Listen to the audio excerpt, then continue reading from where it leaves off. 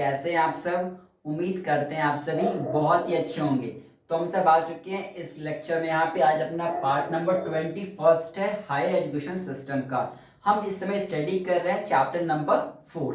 Chapter number 4 हम discuss कर रहे हैं। चैप्टर नंबर 4 हमारा है professional technical and skill based education को लेकर। चैप्टर नंबर 4 यूजीसी नेट का। तो ऑलरेडी हम लोगों ने देखा होगा, हम लोगों ने चैप्टर नंबर 4 स्टार्ट किया हुआ है पार्ट नंबर 18 से। इससे पहले की सभी क्लासेस अवेलेबल है, आप चेकआउट कर सकते हैं। ठीक है, हमने हर टॉपिक को हम कवर कर, हर चैप्टर को हम कवर कर रहे हैं, ध्यान रखिएगा। तो चैप्टर 4 हमने स्टार्ट किया था पार्ट 18 से। पार्ट नंबर 18 में हमने सब कुछ पढ़ा हुआ था प्रोफेशनल के बारे में। पार्ट नंबर 19, 20 और 21 आज का 3 लेक्चर्स हम लोग लगा रहे हैं टेक्निकल एजुकेशन पे। और एक क्लास और होगी कल की जो 22 पार्ट होगा हमारा, जिसमें हम लोग फोकस करेंगे स्किल बेस्ड एजुकेशन पे। फिर ये पूरा चैप्टर 4 भी हमारा फिनिश हो जाएगा। फिर हम इसके साथ कल के बाद हम लोग का 4 चैप्टर्स ओवर हो जाएगा। एशियंट इंडिया वाला हमने कवर किया था 6 लेक्चर्स में। फिर कवर किया था चैप्टर नंबर 2। ऐसा हम सभी चीज कंप्लीट करते हुए चलना है। एंड गाइस, मैंने पहले भी कहा हुआ है कि जितना हम पढ़ा रहे हैं बस उतना ही आपको पढ़ना है, इसके बियॉन्ड इसके बाद आपको नहीं पढ़ना है। देखिए, एक क्वेश्चन आपका आएगा इस चैप्टर से, प्रोफेशनल चैप्टर 4 से, professional technical and skill based से। अब एक क्वेश्चन के लिए हम लोग 5 लेक्चर्स लगा रहे हैं, सफिशिएंट है। इसके बाहर नहीं पूछने वाला है, बस इतना पढ़ लो, बहुत है आप लोग के लिए। ठीक है, आज क्या पढ़ेंगे, आज कुछ इंस्टीट्यूट्स हैं हमारी, आज हम उन इंस्टीट्यूट्स पे फोकस करेंगे। देखिए, यहाँ से क्या आ सकता है ना आपका, यहाँ से आपका 2 चीज बन सकता है बस। पहला, फुल फॉर्म पता होना चाहिए आपको। नंबर 2, शॉर्ट फॉर्म पता होना चाहिए। नंबर 3, आपको पता होना चाहिए कि कौन सी किस चीज के लिए बनी है। इसके बियॉन्ड ये नहीं पूछेगा कि कितनी है कितनी थी, ये नहीं पूछेगा, इररिलेवेंट है। बस इतना पढ़ो कि क्या है फुल फॉर्म और क्यों बनाया गया, बस इतना। चलिए डिस्कस करते हैं। देखिए, मैंने पहले बस इतना पढ़ी, सफिशिएंट है हमारे लिए। इसके बियॉन्ड बाहर नहीं पूछेगा, एक एक करके समझेंगे। पहले हम बात करते हैं आईआईएम को। देखिए, आईआईएम क्या होता है। देखिए, आईआईएम देखिए जैसा नाम बोलता है ना वैसा काम करता है। ये सभी ना जैसे नाम बोलते हैं वैसा इनका काम करते हैं। जैसे आईआईएम, तो मुझे बताओ इसका फुल फॉर्म क्या होता है। IIM, Indian Institute of management. लीजिए, मैनेजमेंट आ गया ना जी। तो इसका क्या काम होता है, इसका काम ये होता है कि ये मैनेजमेंट के अंदर में मैनेजमेंट की क्वालिटी को बढ़ाना, मैनेजमेंट में रिसर्च करना, मैनेजमेंट में हाई क्वालिटी का काम करना, सर्विसेज प्रोवाइड करना ना, किसमें, मैनेजमेंट में, ये इसका काम होता है। तो पहले क्या फुल फॉर्म याद रखिएगा, इंडियन इंस्टीट्यूट ऑफ मैनेजमेंट। ठीक है, क्या करता है, तो रिसर्च करवाता है, सर्विसेज देता है मैनेजमेंट के अंदर में, हाई क्वालिटी का मैनेजमेंट के अंदर में ट्रेनिंग करवाता है। ध्यान रखिएगा ना। कहाँ पे लोकेटेड है, तो ये बहुत जगह पे लोकेटेड है, जैसे अहमदाबाद, बेंगलोर, कलकत्ता, शिलोंग में, मतलब बहुत जगह पे ये स्टैब्लिश्ड है आपका। तो बहुत जगह पे लोकेट हमारा होता है। अब कौन से कहाँ कहाँ पे होता है ना, बस इतना 2-4 नाम याद रखो यार, ठीक है ना। इतना तुमसे डिटेल में नहीं पूछेगा कि बताओ अहमदाबाद वाला कब बना, बेंगलोर वाला कब बना। अब जब ये सब पढ़ने चले जाओ ना कि कौन कब कब बना, तो फिर आप नहीं कर पाओगे यार। समझो मेरी बातों को, ठीक है। उतना ही पढ़िए जितना मैं पढ़ा रहा हूँ, बस इसके बाहर नहीं पूछने वाला है कि बताओ ये कौन कब क्यों बना, अभी कितने हैं। अभी थोड़ी पूछता है, कभी डेटा नहीं पूछता एग्जामिनेशन में यार। यूजीसी में कभी कहाँ डेटा पूछता है, बताओ कितने अभी है, नहीं पूछता। पता है कि यार अभी जब आप पेपर बन रहा है तब दूसरा होगा, हो सकता है कि जब अभी आप पेपर दे रहे हो तो दूसरा हो सकता है कि जब कॉपी इवेलुएट हो तो दूसरा हो जाए, तो क्या करोगे। उसमें ये सब नहीं पूछता आपसे, बस जो मैंने बता रहा बस उसको याद रखिएगा ना। आईआईएम कौन रजिस्टर करता है, तो जो भी जैसे जहां जहां का ये बन रहा है तो उनके बोर्ड ऑफ गवर्नर्स इसको रजिस्टर होते हैं। तो आईआईएम कैसे रजिस्टर होता है, ये रजिस्टर होते हैं bye there board of governors, उनके बोर्ड ऑफ गवर्नर्स द्वारा ये स्टैब्लिश रजिस्टर होता है। क्लियर है, इसके बाहर नहीं पूछेगा आईआईएम के। आइए नंबर 2 इंस्टीट्यूट थोड़ा सा पढ़ लेते हैं, जो है आईआईटी। देखिए, आईआईटी क्या होता है, आईआईटी का फुल फॉर्म का शॉर्ट फुल फॉर्म होता है आईआईटी। नाम देखिएगा, इंडियन इंस्टीट्यूट ऑफ टेक्नोलॉजी। अब देखो, जैसे ये इंडियन इंस्टीट्यूट ऑफ मैनेजमेंट था, मैनेजमेंट के लिए काम किया। ये आईआईटी है टेक्नोलॉजी, तो ये टेक्नोलॉजी के लिए, तो ये टेक्नोलॉजी को प्रमोट करने के लिए, टेक्नोलॉजी में रिसर्च करने के लिए, टेक्नोलॉजी में हाई क्वालिटी करने का काम करता है। ध्यान रखिएगा, ये एपेक्स बॉडी है, यानी जो भी टेक्नोलॉजीज में चीजें होती है ना उसकी ये एपेक्स बॉडी होती है IIT, Indian Institute of technology. क्या क्या काम क्यों बनाई गई है, for engineering education and research, engineering education के लिए और रिसर्च में। इसके बाहर नहीं पूछने वाला, नहीं पूछेगा कि अभी कितना, नहीं पूछेगा कि पहले 15 थे 23 है, नहीं पूछेगा यार, नहीं पूछेगा। बस फुल फॉर्म याद रखो और क्यों बना ये याद रखना, ठीक है ना। चलो आगे बात करते हैं। नंबर 3 हमें जो पढ़ के जाना एग्जामिनेशन के लिए वो क्या, आईआईएससी। क्या हम नंबर 3 पढ़ के जाना, हमें नंबर 3 पढ़ के जाना है आईआईएससी। ये क्या होता है, इंडियन इंस्टीट्यूट ऑफ साइंस। तो पहले बात है फुल फॉर्म याद रखिएगा IISc. Indian Institute of science Bangalore में जो स्टैब्लिश्ड है। कब स्टैब्लिश हुआ था? तो 1909 में ये स्टैब्लिश हुआ था।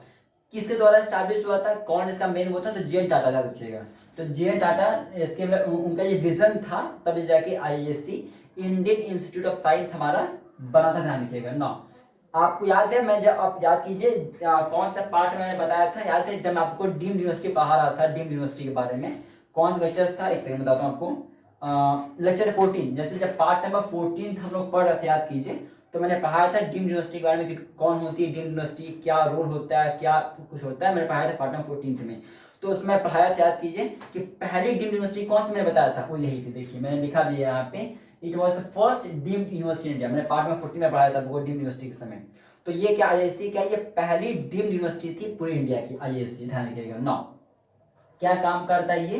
तो ये higher learning higher education provide करता है। कहाँ पे? साइंस में। देखिए फुल फॉर्म देखिएगा, इंडियन इंस्टीट्यूट ऑफ साइंस। तो साइंस में रिसर्च करवाना, साइंस और इंजीनियरिंग में रिसर्च करवाना, हायर क्वालिटी का काम करना, ये आईआईएससी करता है। बस नाम याद रखो यार, नाम याद रखो तो समझ जाओगे क्या काम है इसका।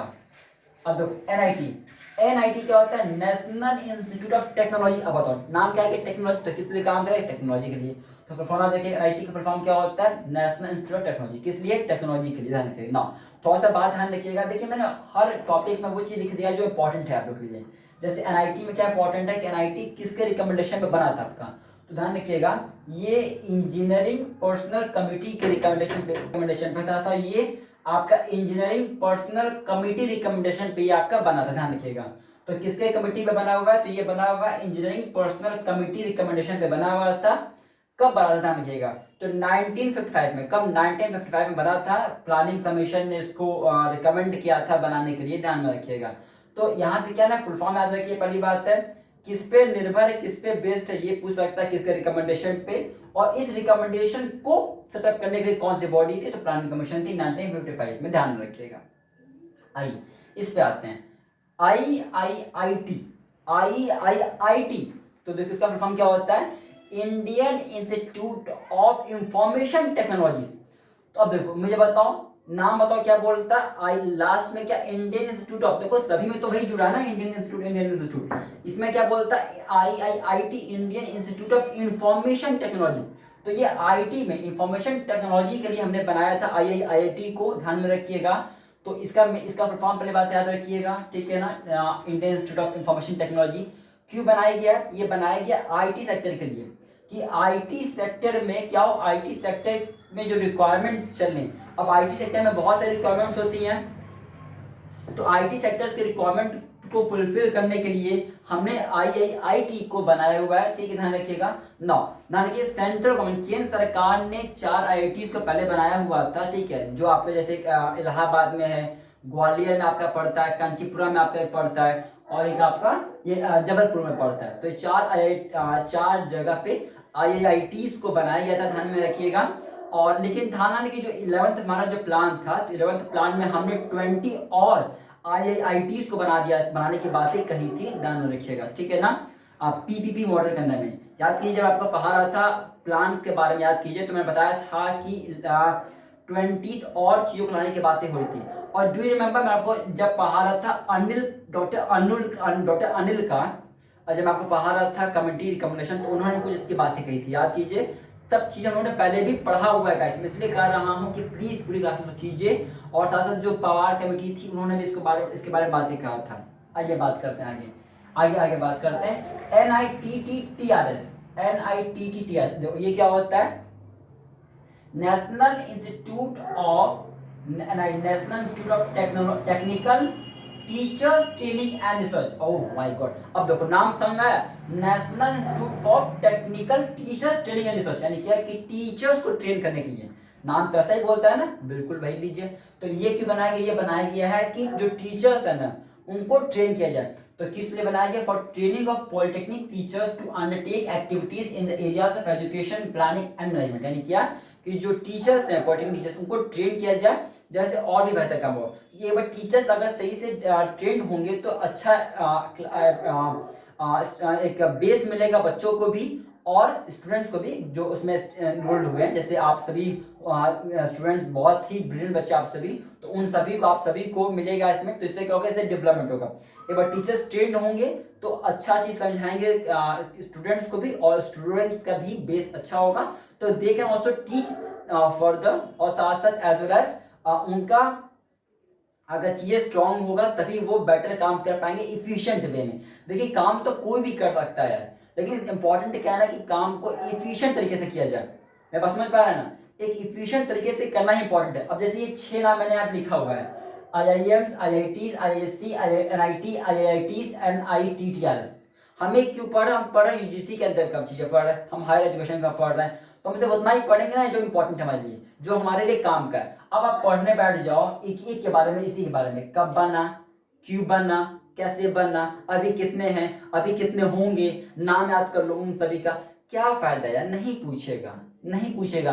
तो बस वही चीज है, आप इफिशिएंट वे में काम करना ही यहाँ पे टीचर्स को सिखाया जाता है, कैसे टीचर्स इफिशिएंट तरीके से बच्चों को सिखाएं, जैसे फर्दर भी अच्छे काम पाए। तो पॉलिटेक्निक टीचर्स को ट्रेन करने के लिए बनाया गया था। फाइन, बस इतना पढ़िए इसके बारे में। गाइस मैं फिर से रिपीट कर देता हूँ, इसमें सिर्फ आप फुल फॉर्म याद रखिएगा और साथ साथ क्यों बनाएंगे, बस इतना याद रखिएगा, इसके बाहर आपसे नहीं पूछने वाला, ठीक है। चल इतना ही रखते हैं इस लेक्चर को। अब हम लोग नेक्स्ट लेक्चर में आपसे मिलेंगे पार्ट 22 में, जहां पे हम डिस्कस करेंगे स्किल्ड बेस्ड एजुकेशन के बारे में, और फिर चैप्टर नंबर 4 जो हमारा है हायर एजुकेशन का, उसको फिनिश करेंगे। So bye bye, see you in the next lecture. Thank you for watching this video.